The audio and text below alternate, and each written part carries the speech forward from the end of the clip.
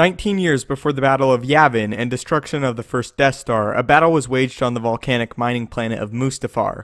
The conflict was between two powerful warriors who had once called each other brothers. At the tail end of the confrontation, the Jedi Master known as Obi-Wan Kenobi attained a superior position to his fallen Jedi apprentice, Anakin Skywalker, now deemed Darth Vader. When Anakin leaped to again engage with Obi-Wan, the Jedi Master cut him down, severing his remaining organic limbs and watching as he tumbled onto the bank of the volcanic river. But then Obi-Wan made a choice that would forever shape the galaxy. Lacking the strength to finish his former friend, Obi-Wan departed the planet, leaving Anakin to die of his injuries. But he did not die. Anakin lived on, becoming more machine than man, and bringing great hardship to the galaxy. But what if this had not happened? What if Obi-Wan had mustered the courage to finish the newly anointed Sith and ensure his death?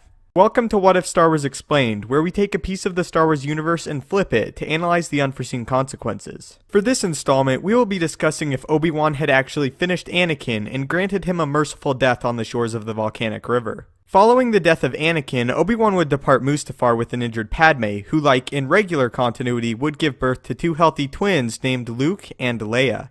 Padme unfortunately would pass on, leaving the children with no mother or father to protect them. But Obi-Wan would step forward, promising to take both children and teach them the ways of the Force, so that one day they may be able to right the wrongs their father did. In regular continuity, the major reason Luke and Leia were split up was because of Vader, and now, in this scenario with him dead, the twins would be allowed to stay together, and on top of this, undergo Jedi training. The Emperor will still be a factor though, and would have interest in the children, but he would be widely more preoccupied with running the Empire in its very infant stages, and dealing with the loss of his apprentice. Yoda would agree to Obi-Wan taking the children, but he would tell him that one day he may call upon him for his help. The two would then part ways, with Obi-Wan now venturing to Alderaan with Bail Organa, where he would have support and a safe place in which to look after the children. Across the galaxy, the Emperor would be frantic, searching for an apprentice, but sensing the remaining Jedi still around who had managed to escape the early commencement of Order 66. Palpatine would know if he did not react quickly, the Jedi could very well return to power, with him now being fully aware of his true identity as Darth Sidious. Because of this, Palpatine would be forced to do something he never had before, step out of the shadows and conduct the extinction of the Jedi himself.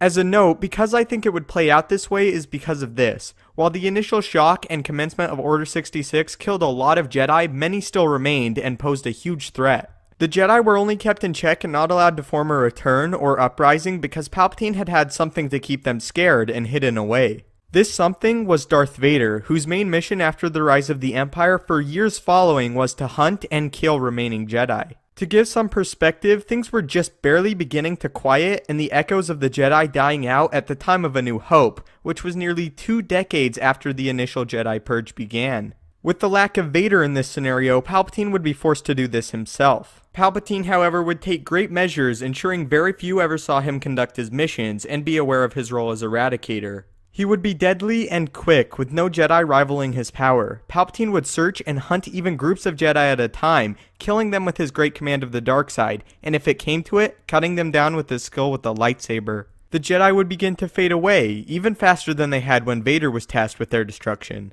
All that would remain of many once proud Jedi would be their own ashes or dismembered arms and legs scattered throughout the galaxy. Time would pass, and Yoda would see the great suffering of his brothers and sisters, feeling their many deaths through the Force. One day, Yoda would have enough, calling upon Obi-Wan, asking him to prepare for his arrival on Alderaan. Yoda would come to Alderaan, seeing the still very young Luke and Leia, taking great joy in seeing their growth. Yoda would sit Obi-Wan down, telling him the time had come for the madness that was the Emperor to end. With Palpatine more out in the open, Yoda believed that with the combined effort of himself and Obi-Wan, they could vanquish him and again bring peace to the galaxy. Obi-Wan would agree, and now the time would have come for the Jedi to fight back. The reason I see it playing out like this is because in the regular timeline, Obi-Wan never went after Vader or the Emperor because he was protecting Luke, and Yoda never did because he saw that that was not the role he needed to play, and that he would have to be present when Luke was ready to learn the ways of the Jedi. An assassination of the Emperor would also be something extremely difficult, almost impossible, even for a Jedi like Yoda, especially at the time of the Empire because Palpatine constantly moved and locked himself away. But now, due to the absence of Vader, Palpatine has been forced into the open, and Yoda and Obi-Wan have become aware of it. But even with the Jedi now planning to confront the Dark Lord, Palpatine would have something they would not be prepared for. In an Imperial palace light years away from Alderaan, a now resting Emperor Palpatine would sit on his throne, taking a momentary break from his constant killings of the Jedi. Below him, at the base of his throne, kneeled a dark-robed figure swearing allegiance to the Sith and the Empire. Palpatine would order the figure to rise and remove his hood. The figure would stand triumphantly, tossing his dark robes to the ground, revealing who we know as the Grand Inquisitor. So a quick explanation, even though Palpatine has been really busy, he also knew he must prepare a potential apprentice, and I believe the best choice for him would in fact be the Grand Inquisitor. In Rebels, the Grand Inquisitor is basically second only to Vader among the ranks of the Empire, as far as skill and Jedi killing is concerned, so I think Palpatine at this point would have eventually encountered and swayed him to the dark side, similarly to the way Vader presumably did in canon. The only difference is that what we know in this story as the Grand Inquisitor is now a full-fledged apprentice and Sith Lord under Palpatine. Palpatine too would rise from his throne, stepping down the steps to greet his apprentice. Together, we will destroy the Jedi. Their power is failing, and few remain, Palpatine would say. Very good, my master, his apprentice would respond. Suddenly, an Imperial advisor would run into the room. An angered Palpatine would look up in displeasure as the advisor would halt before him. My lord, the advisor would say, a Jedi has been spotted attacking an Imperial base, holding up a hologram of a fully robed Jedi, slaying stormtroopers. A bold one, the Dark Apprentice would comment. Yes, very bold, and foolish, Palpatine would respond. A shining example of the arrogance of the Jedi. We will go together to slay the scum, and then we will continue with your training. You have much to learn. The two Sith would then depart the palace and head for the base. On the base, a fully cloaked Obi-Wan would be cutting down stormtroopers and attempting to gain as much attention as possible. Obi-Wan would be careful not to reveal his face and to change his fighting style and patterns as to not be recognizable by Palpatine. A few miles away from the base, Master Yoda would be hiding, awaiting the arrival of the Emperor. Eventually, Palpatine and his apprentice would arrive at the base, creating a thunderous entrance in an Imperial shuttle. Together, both Sith, Master and Apprentice would exit the ship, igniting their sabers and stepping in front of the Jedi. So foolish, a last effort before your pathetic demise, the apprentice would cackle. No, a last push to destroy the Sith and restore balance, Obi-Wan would remark before discarding his cloak.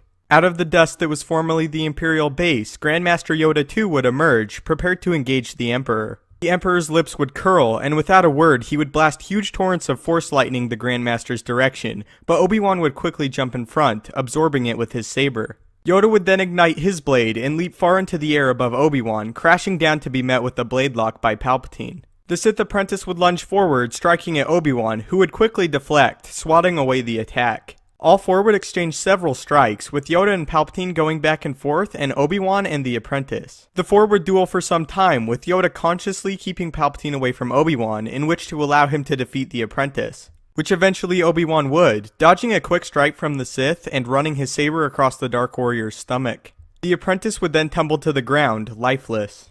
Obi-Wan then quickly would go aid a now struggling Yoda. Palpatine at this point would be driven into a frenzy with strength and speed neither Jedi Master had ever encountered. But together, even against the unrivaled power and skill of the Emperor, the two Jedi would persist, fighting for the fate of the galaxy and their fallen brothers and sisters of the Order.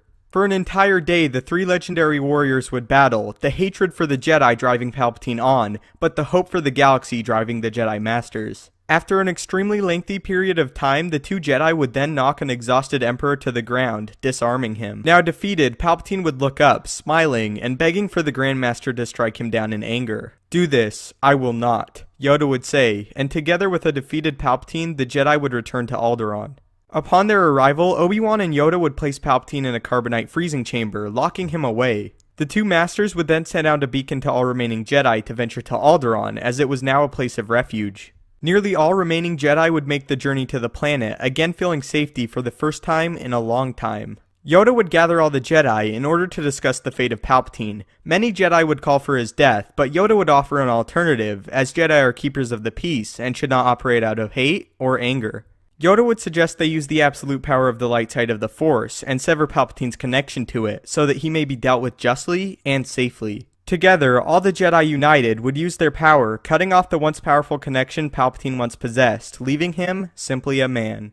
I honestly think that this is what would happen in this scenario, as Yoda would be against killing Palpatine, and with him locked away in Carbonite, undoubtedly plotting, I think the ancient knowledge of Yoda would pull through, and this is what he would suggest. It's also something that's been done before, most notably with Darth Traya and Ulic Qel-Droma in the EU. The Jedi would once again return, with both Luke and Leia among the youngest of the Order, and the Sith vanquished from the galaxy. So that is how I think it would all play out. If you look back, Vader is of course really important to the way the Empire and the galaxy was shaped, and without him, things would be much different. Anyway, thank you all so much for watching. I am so thrilled that you seem to enjoy this series, and I hope to keep making them. I am also really glad we finally got one with a definitive ending. If you have any suggestions for future What If Star Wars Explained videos, please feel free to comment them down below. May the Force be with you, and have a great day.